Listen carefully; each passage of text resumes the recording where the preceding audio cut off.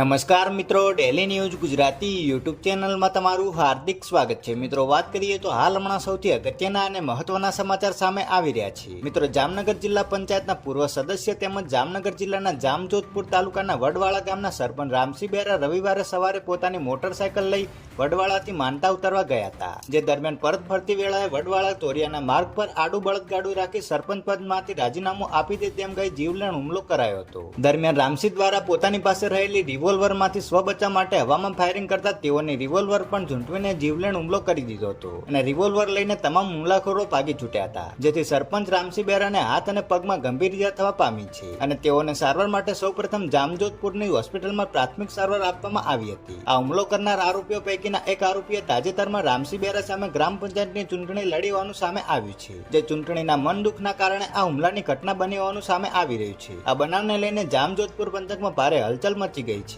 ત્યારે પોલીસે ગુનો નોંધીને આગળની કાર્યવાહી હાથ ધરી છે.